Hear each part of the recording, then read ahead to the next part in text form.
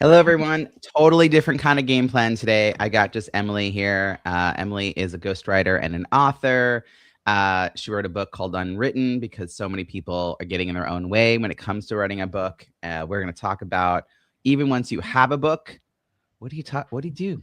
What do you do to talk about it?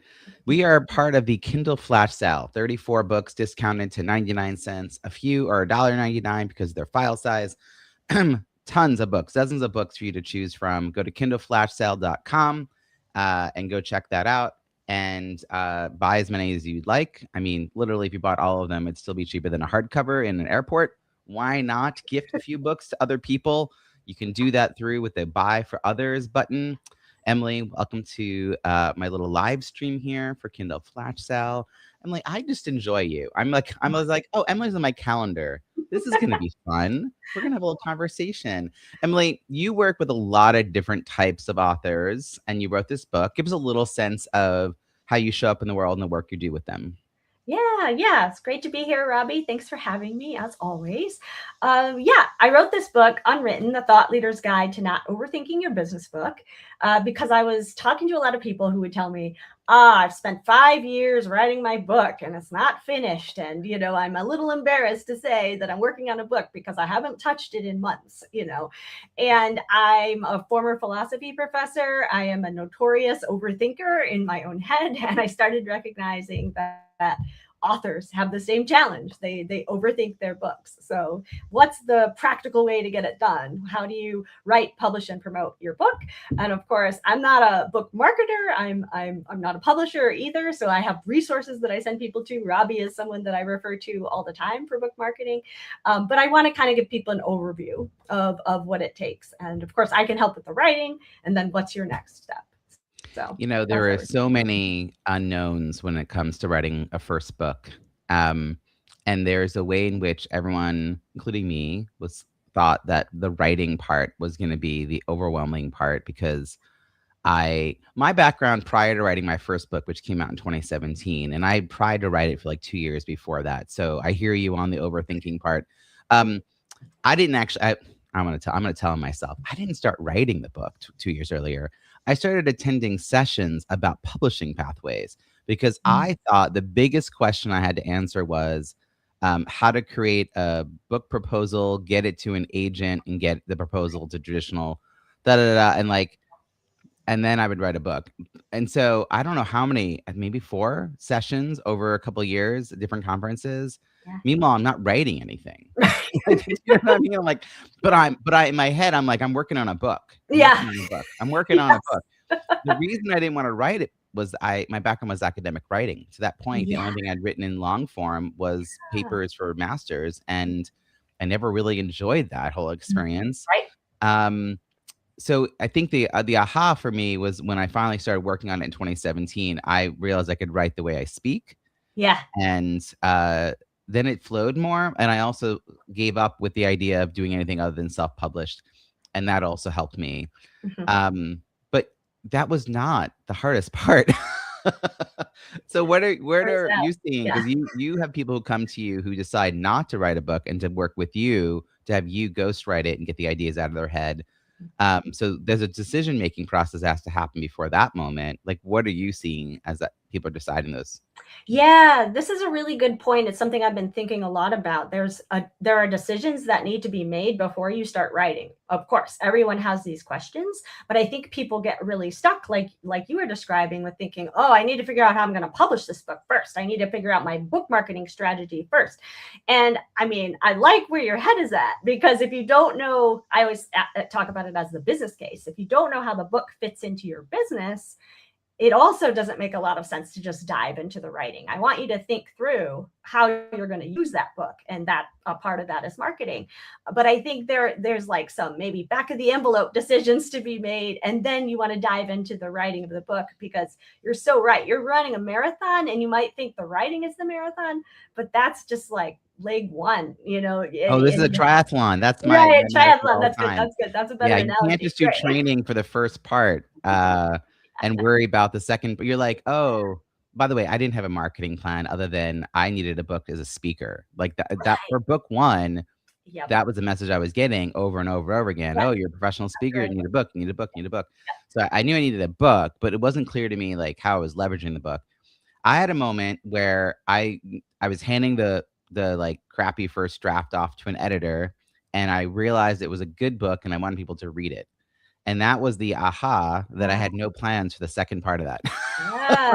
Yeah. And I Yeah. delayed the publication because it was self-published for 6 weeks and pulled together a launch plan and did Mhm. everything haphazard and in a stressful way, but I got over 100 reviews, Yeah. very quickly. Yeah. And then everyone was like, "How'd you do that?" And I was Yeah. like, "I mean, I followed this process and I committed to it and I followed through." Like, "What do you mean?"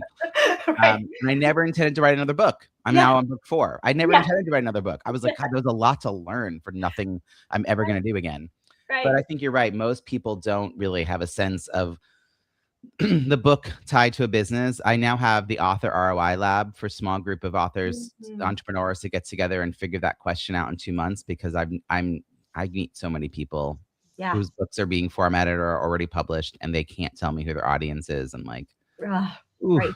That's one of the reasons I think working with a ghostwriter is helpful Mhm. because it, Mhm. it do you find, and I'm asking this as a naive kind of question, but what like I kind of know what a developmental editor does, and then there's a ghostwriter, but to me it feels like you can't be a good ghostwriter without also being a developmental editor. Am I right in that assumption, or tell me kind of where I'm missing? Yeah, I think that's right. I think that's right. I think sometimes people are under the impression that, and maybe some ghostwriters work this way. I'm gonna hand somebody my materials, my keynote, my whatever, my some blog posts, and then in 6 months they're gonna come back to me with a book that sounds like me magically, you know. And I just don't see how anyone can work that way as a ghostwriter. I this my process is very collaborative. And in fact, some people talk about developmental editing in a way that I would talk about it as ghostwriting almost. It's like, you Mm, know, I just have this idea and I need to develop it. I need to figure out how to get it out there, and I'm going to work with someone to do that. For me, developmental editing means you have a full manuscript. You're handing it off to me, and I'm going to read it and give you questions and suggestions, high level. You need a chapter here. This concept isn't clear, that kind of stuff. But I do agree that the skill of what are we getting down to, who's your audience, what's the reader transformation, you know, what's the big idea in this book, like all of that can be a yeah, part of either one of those processes. And it's a big thing that I've been playing with a lot.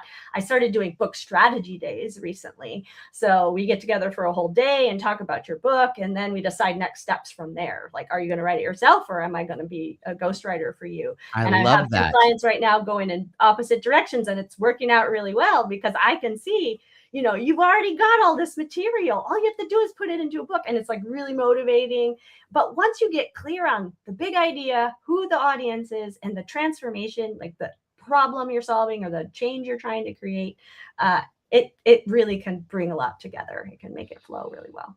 All right, I have 2 things I wanted to follow up on. One is I think most people do developmental editing the way you just described in the, like, here's my manuscript, review it. Yeah. But I've heard that the better way is to have lots of concepts and an outline and to meet with someone before it's all developed and written, because then you don't rewrite. I think Yeah. traditionally authors, like, write out something and then they get feedback, if they get feedback in that way. Yeah. But then you're really bummed out. You're like Yeah. rewriting, Yeah. and adding and redrafting so much stuff. So, um, unless you really feel strongly that you have your ducks in a row, it's like really a good idea. I love your 1 day thing. And your Mhm. 1 day thing actually makes me think of Pia Silva. She wrote a book called Scale Solo, Mm. and which I highly recommend. And one of the pieces of her book is to pull a service out of your offer that Mhm. is like a standalone, entry level, lower price, high impact, but it Yeah. unlocks the possibility for what comes next. And so for Yeah. me, that became the Author ROI Lab because Mm. I believe in building some community around this. People get ideas from each other, but also I think you were talking about like the impact they want to have and the message they're going to send. And I'm like, does the audience exist? Okay. Do you know them? Like, do you know these people? Like, if you're going to write a book for astronauts and you Right. can't get 5 astronauts to schedule one-on-one Zoom calls with you, like, good luck marketing that book. Yeah. Right. Does the person you're trying to reach know they have this problem? Like, is this the way they talk about it? Right. Like, have Mm. you recently had a conversation with a handful of the people that you're trying to write this book for? Mhm. Is it all based on your own personal experience only? Like, and so part of what I require people to do is research calls. Mm. They That's have good. to do research calls because AI will kiss your ass.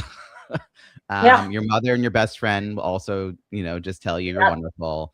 Yep. Yep. It's hard to get pushback, and Mhm. so many books are a little off in their messaging, not in their core IP, but like the title, subtitle, description, and opening Right. paragraphs, opening chapters that tells the reader like, "Oh, you get me. You've been like reading my Yeah. journal. Holy Yeah. cow, this person's in my head." Yeah. That's that. When that happens, Mhm. like magic. Yes, Um, that's brilliant. Yep. That makes a lot of sense. Yeah, I could add that into my process. When I was thinking about who I want to target for ghostwriting, I interviewed right. podcast hosts because I thought, oh, you have a podcast. That's a big idea, right? You want a book from your podcast. And I did, 10 research calls and I found out, nope. Podcasters like, why would I write a book? My podcast is where I put out my big ideas. I don't need a book. Or, they were open to be convinced, but not, really, So I was like, oh, okay, that's not an audience I want to But grab. what a great thing. You figured that out in 10 calls. Right. Yeah, You instead didn't of go write a spending 2 book. months trying to build a program and Right, right. You marketing didn't it and build then some. it's the crickets. Yeah, exactly. That's the part that I think I'm trying to get people to avoid, the whole, like, build it and they will come. No, no, it's not Right. just not works. Now, No. once they do build it though, Yeah.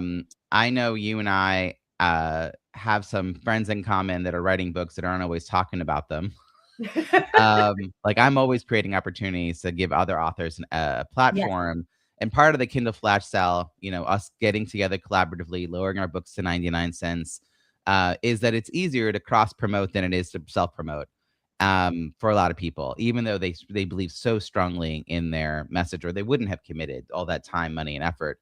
What are your thoughts about how authors are marketing themselves and how they might think about that? Yeah, it's really fascinating because I think a lot of authors are introverts. They're a little bit hesitant to talk about themselves. I put it in the book. I want people to read the book. I don't want to have to talk about myself, or that's an outlet for me. But it's especially if you want to be a speaker, you have to figure out how to speak about your message. But even beyond that, just marketing the book itself, that you're going to talk about it. People are going to ask you about the book. You're going to have a spiel ready. You're going to have to be able to say, who's it for, and what do they get out of it? What's the benefit of having the book? And I think you're so right that that's a big piece to think through while you're writing. It's a big piece just to start diving in and doing it. And it's so much easier with other authors, which is why I love the Kindle Flash Sale. It just gives me a reason to talk about the book, which my book came out almost 2 years ago at this point. So, I'm not getting as much of the, it's fresh, it's out, it's new, it's out there. Like a lot of people already know that I've written a book. So this is just a good way for me to remind them. So it's here. Whenever I do launches, for clients or my own books, the form people fill out to join the launch team has a question where we gather whether they host a podcast or could be introducing us to someone who hosts a podcast that's relevant, or would they do a live, like a LinkedIn, Facebook live stream? Um, would they bring us in to speak, for a small group? And you get a ton of leads. You always get, I don't know, several dozen, couple dozen at least leads from that. And these are your friendliest people. Yeah, So for an author, like, build that into yeah, your launch process, because then even if you've done no other plans for marketing, you've got, maybe 12 people who said, "Yeah, I can help you out in some way. I'll go on a live. I'll get you on my podcast." And why not? Like, that's how you practice some of what you're talking about. It's yeah, just yeah. knowing how to answer those questions. And Mhm. some hosts talk nothing, and like you just have to carry the conversation. And Right. some like me, you gotta like figure out how to jump in. When I'm actually hosting like a panel, I like the whole thing is about me directing traffic. You've been on like my panels. Yeah, yeah, I'm like, yeah, okay, let me figure out how to get a word in yeah, here. yeah, But yeah. yeah, I think you need to practice this. This stuff doesn't come like Mhm. so natural just because you've been Right. writing a book. No, that's right. You don't have to start a podcast to make it work either. You can do LinkedIn Lives, you can have a YouTube channel, and you can invite clients, you can invite people that like you said, the warm folks who are happy to help you market the book. They're all excited to help you, and yeah, just tap into that community. You don't have to do it all talking head all by yourself. I get that. I don't like to do video like that either, but there's a lot of ways, a lot of fun and creative ways to do it. Did you have any books that caught your eye? I didn't ask you this ahead of time, so I'm throwing you a curveball. But the Kindle Flash Sale, I'm going to pull it up a little bit. We've got some interesting books. Yeah. I'm going to give a shout out to Judy Lawrence, because Judy did the most outreach marketing effort for our last campaign. So Judy Lawrence, her book is, I have to tell you, niche. Okay. Your passport to apostille. 116 tips to build a thriving business as an apostille agent. And most people here are like, what's an apostille? So y'all know what a notary is. Like when you go to sign a contract here in the States, you need someone to certify that is actually you signing it. Apostille is kind of that for international documents. And you are often also a notary, because there is a domestic element to the interaction as well as an international one. It's a very niche thing, but there's not a lot of barrier to entry. I mean, both to notary and apostille. And that's part of what I'm learning from her, and also Bill Soroka, who has a book in here as well about notary. I think that anyone who's entrepreneurial could benefit from learning about this, particularly if you've got the kind of clients that would appreciate you being a multifaceted tool. That like in a moment, in a pinch, suddenly you're the one who steps in and goes, oh no, I can help with that. So Bill Soroka, also huge supporter of the Kindle Flash Sale since the very beginning. He wrote Rethinking the Notary, the Estate Planning Professional's Guide to Partnering with Credentialed Notaries to Expand Reach, Reduce Risk, and Deliver an Exceptional Client Experience, which I think wins longest title. I love that. Yep, looks like it. I know that some of my titles have gotten really long. There's an era. There's like the era of like certain types of wallpaper and colors in a house. Like we have eras of like really long subtitles that are like sentences with a second sentence maybe. All right. Yeah. I'm definitely seeing that. So those are two that I'm going to call out, just because I think most people wouldn't think to find those here. But anyone who's entrepreneurial or in companies, honestly, you being the go-to notary in your company, first of all, you're gonna know everyone's business. Yeah. Literally. Yeah. Emily, what's catching your eye? Yeah. I love that example, because a lot of folks in particular niches that are like, who writes a book? Nobody in my industry writes a book. And it's like, well, if you're the only notary with a book, like you're going to sell a lot of books. I love that. Right. Right. Yeah. It's really smart, actually. I really love Kelly Schrank's book, Clarity by Design, Comprehensive Checklists in Medical Communication, because she's a medical writer. So that's another one of those niche books where I was like, oh, that's interesting. And I'm sure it applies more broadly, like the information and the process within that. The other one I really am excited to read, I haven't read it yet, but I got my eye on it. Teenage Waste Brand, How Your Brand Can Stop Struggling and Start Scaling by Evelyn Starr. It's on my list too. That one I got my eye on. I was like, oh, that sounds really good. She's a new participant in this Kindle Flash Sale. I love when new books pop in that I'm like, ooh, that sounds good. Yeah. The other one, Paper Cuts. I love that title, Paper Cuts, How Subtle Forces Silence Us and Erode Our Power at Work. For folks, trying middle management, thinking about promotions, that kind of thing. Like that seems like a really big, and to tie in with what we're talking about, promoting yourself, figuring out. That author is actually based in Asia. And it just proves that this is a global campaign. The sales are dropped everywhere. The authors are coming from everywhere. I'll throw in one more here. Avish Parashar wrote Say Yes and to Change, How to Harness Change, Unlock Brilliance, and Transform Apathy into Excitement. I did help him with the launch of his book. I know it's excellent. Tons of reviews, really positive reviews. It's about applying an improv approach to change within companies, working with teams. Again, I love the mixture there of like taking in, making it a little bit fun. Strong. He basically has a really strong improv background and figured out how to apply it into teamwork and corporate spaces. So very cool.